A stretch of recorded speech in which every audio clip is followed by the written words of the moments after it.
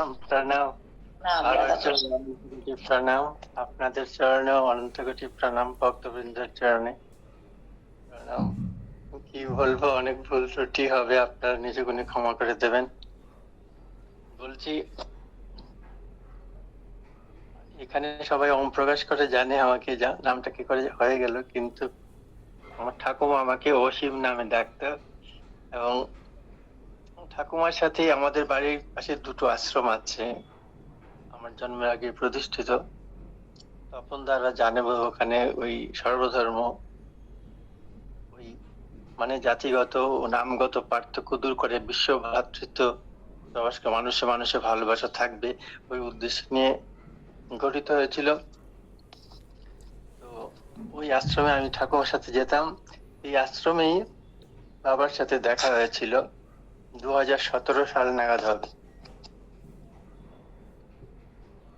ওই দিন সকালবেলা জানতে পারি বাবা আসবেন।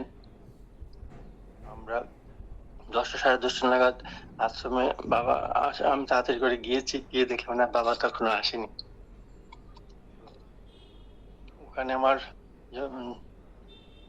এই শরীরে জন্মদাতা বাবা, আমার কাকা ওরাও ছিল তখন। বাবার সাথে কিছুক্ষণ পরে বাবা আসে। বাবাকে তো বুঝতে পারিনি প্রথমে, ছোটখাটো আপনারা সবাই যেমন দেখেছেন, ভক্তবৃন্দ মানে সঙ্গে ভক্তবৃন্দের সাথে বাবা আসলো, আশ্রমে প্রবেশ করলো। বাবাকে দেখে অবাক হয়েছি যে এরকম দেখতে ছোটখাটো। আবার বাবা এসে আশ্রমের, আমরা যেরকম নাট মন্দির বলি ওরকম একটা আছে, ওরকম নাট ওখানটাতে বসেছে। তো বাবাকে নানা রকম প্রশ্ন করা হচ্ছে। এখানকার লোকেরা তো জানেন, ওরা বলছে আপনি কি জীবন মুক্ত, আপনি কি এটা, আপনি কি সেই। তো উনি বলছেন না, আমি কিছু না। বাবা তো যেরকম এই রমাদি আগে বলছিল, যেমন টিনের চেয়েও ছোট, যেমন তরুরূপী সহিষ্ণু, এরকম তো যে আমাদের বলা হয়। বাবা তো সবকিছু আচরণে বুঝতে পারি ওরকম। তারপর আমাদের এখানে যে নাট মন্দির, তার ভেতরে একটা ওটাকে লেখা আছে উপাসনা মন্দির। ওইখানে আসলে ওইখানে যে সাধু আশ্রম প্রতিষ্ঠা করেছিল, উনি বসতেন একটা বেদির উপর।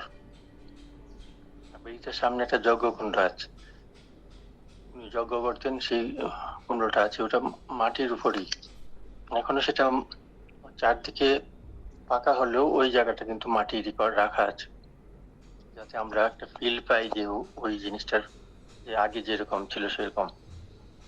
তো অনেক কিছুক্ষণ বসে থাকার পর বাবা ভেতরে গেলেন। ভেতরে গিয়ে বাবা ওই বেদি আর যজ্ঞকুণ্ড, ওখানে কিছুক্ষণ মানে প্রণাম করে বাবা বেরিয়ে আসলেন। বেরিয়ে এসে বাবা বললেন যে উনি তো আছেন, আছেন। এই যে কথাটা বললো বাবা, এই কথাটার উপরে জোর দিতে চাই যে বাবা, আমরা তো দেখতে পাই না, কিন্তু বাবা বুঝতে পারে অনেক কিছু, বা দিব্য দৃষ্টিতে অনেক কিছু দেখতে পায় বা অনুভব করে। এইটাই বলার উদ্দেশ্য ছিল, যে আমরা যে এই যে আগে রমাদিও আমরা সবাই বলি বাবা তো নেই, কিন্তু বাবা এসে বললেন উনি আছে। তারপর আমাদের এখানে একটা ব্রহ্ম মন্দির আছে, যেটা মূল মন্দির, ওখানে বাবা গেলেন। তো বাবা তো সবার মধ্যে নারায়ণ দেখে ওখানে সেবায়িত আছে, তাকেও প্রণাম করে। আর সেবায়িত তখন বলছে বাবাকে, বাবা চলুন আপনাকে আরেক জায়গায় নিয়ে যাই। তখন বাবা বলছে কি যে না, আমি যার সাথে দেখা করতে এসেছি আমার দেখা হয়ে গেছে। এই যে বললো আবার বাবা যে আমি যার সাথে দেখা করতে এসেছি আমার দেখা হয়ে গেছে।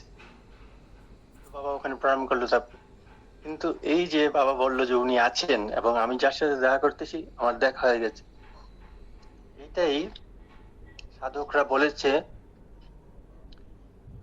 কবিতা বা সঙ্গীতের আকারে।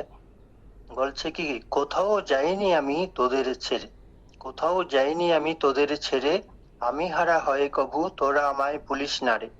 দূরে নহি কাছে কাছে, আছি সদা পাচে পাচে, সমাধি লয়েছে আমি তোদের হৃদ মাঝারে। জগৎ জন তরিতে এসেছিনু অবনীতে, তাই দিয়াছি নাম সুধা অবিরত মুক্ত করে।